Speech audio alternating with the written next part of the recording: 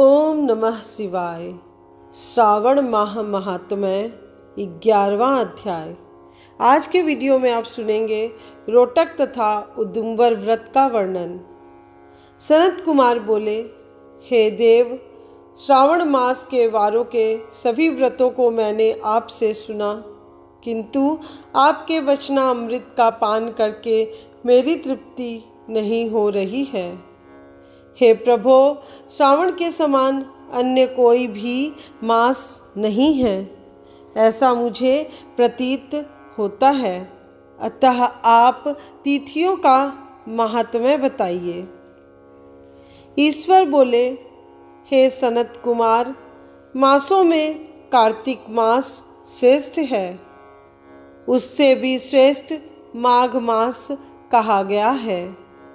उस माघ से भी श्रेष्ठ वैशाख है और उससे भी श्रेष्ठ मार्ग शीर्ष है, जो श्री हरि को अत्यंत प्रिय है। विश्वरूप भगवान से उत्पन्न होने से ये चारों मास मुझे प्रिय हैं, किंतु 12 मासों में श्रावण तो साक्षात शिव का रूप है। हे सनत कुमार, श्रावण मास में सभी तिथियां व्रत युक्त हैं, फिर भी मैं उनमें प्रधान रूप से कुछ उत्तम तिथियों को आपको बता रहा हूँ। सर्वप्रथम मैं तिथि तथा वार से मिश्रित व्रत आपको बताता हूँ। श्रावण मास में जब प्रतिपदा तिथि में सोमवार हो तो उस महीने में 5 सोमवार पड़ते हैं। उस श्रावण मास में मनुष्य को रोटक नामक व्रत करना चाहिए। यह रोटक नामक व्रत 3.5 महीने का भी होता है। यह लक्ष्मी की वृद्धि करने वाला तथा सभी मनोरथों की सिद्धि करने वाला है। हे मुने, मैं उसका विधान बताऊंगा, आप सावधान होकर सुनिए। श्रावण मास के शुक्ल पक्ष में प्रतिपदा तिथि को जब सोमवार हो, तब विद्वान प्रातःकाल यह संकल्प करे, मैं आज से आरंभ करके रोटक व्रत करूँगा। हे सुरश्रेष्ठ, हे जगद्गुरु, मुझ पर कृपा कीजिए। उसके बाद अखंडित विलपत्रों, तुलसी दलों, नीलोत्पल, कमल पुष्पों, कहलार पुष्पों, चंपा तथा मालती के पुष्पों, गोविंद पुष्पों, आक के पुष्पों, उस ऋतु तथा काल में होने वाले नानाविध अन्य सुंदर पुष्पों, धूप, दीप, नैवेद्य तथा नाना प्रकार के फलों से शूलधारी महादेव की प्रतिदिन पूजा करनी चाहिए। विशेष रूप से रोटकों का प्रधान नैवेद्य अर्पित करना चाहिए। पुरुष के आहार प्रमाण के समान 5 रोटक बनाने चाहिए।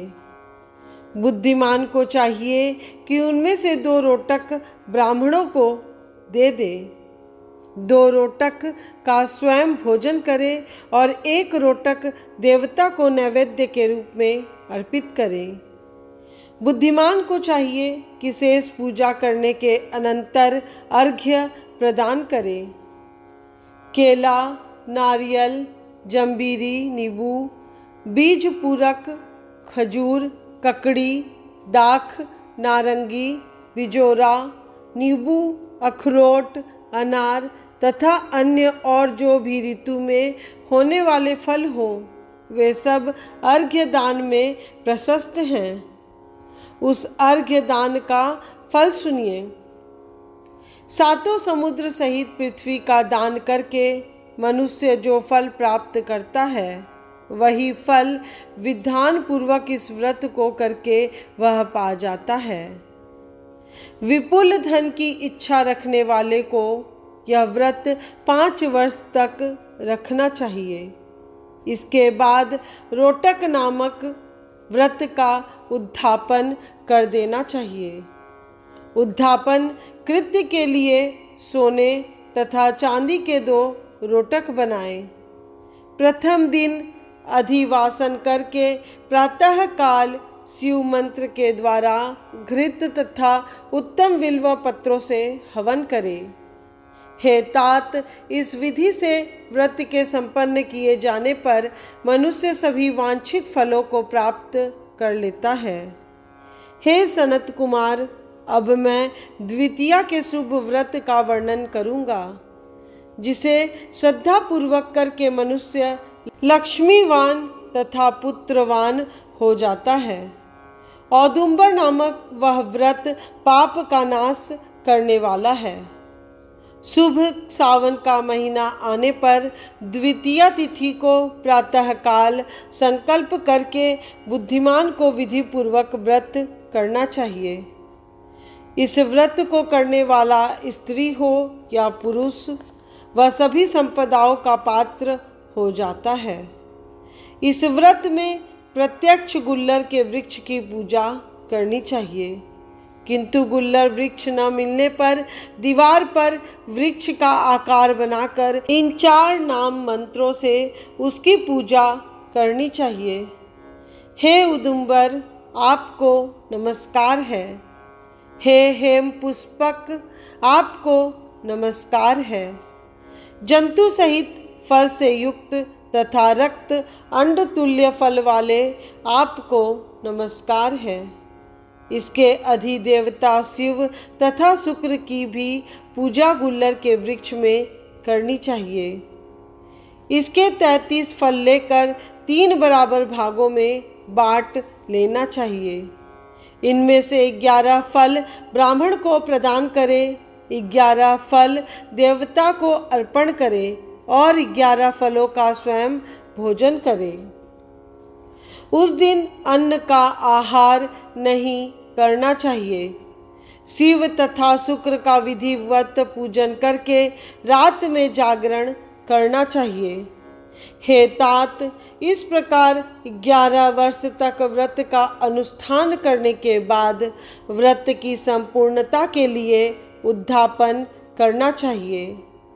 सुवर्ण में फल, पुष्प तथा पात्र सहित एक गुल्लर का वृक्ष बनाएं और उसमें शिव तथा शुक्र की प्रतिमा का पूजन करें।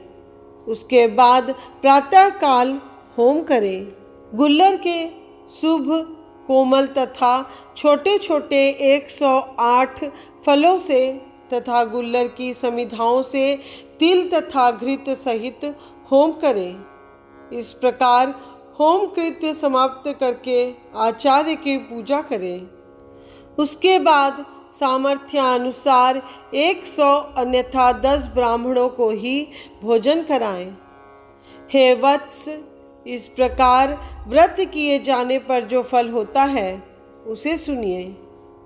जिस प्रकार यह गुल्लर का वृक्ष बहुत जंतु युक्त फलों वाला होता है, उसी प्रकार व्रतकर्ता भी अनेक पुत्रों वाला होता है और उसके वंश की वृद्धि होती है। यह व्रत करने वाला सुवर्ण में पुष्पों से युक्त वृक्ष की भांति लक्ष्मीप्रद हो जाता है।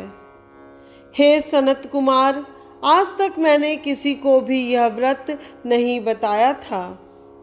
गोपनीय से गोपनीय इस व्रत को मैंने आपके समक्ष कहा है। इसके विषय में संशय नहीं करना चाहिए और भक्ति पूर्वक इस व्रत का आचरण करना चाहिए। इस प्रकार श्री स्कंद पुराण के अंतर्गत ईश्वर सनत कुमार संवाद में श्रावण मास महात्म्य में प्रतिपद रोटक व्रत द्वितीयोदुंबर व्रत कथन नामक 11वां अध्याय पूर्ण हुआ। इस चैनल के अगले वीडियो में श्रावण माह महात्म्य 12वां अध्याय अवश्य सुनिएगा। उम्मीद करती हूँ इस वीडियो में दी गई जानकारी आपके लिए उपयोगी होगी। यदि आज का वीडियो आपको पसंद आया हो तो वीडियो को लाइक, शेयर और सब्सक्राइब करें। साथ ही कमेंट बॉक्स में ओम नमः शिवाय जरूर लिखिएगा।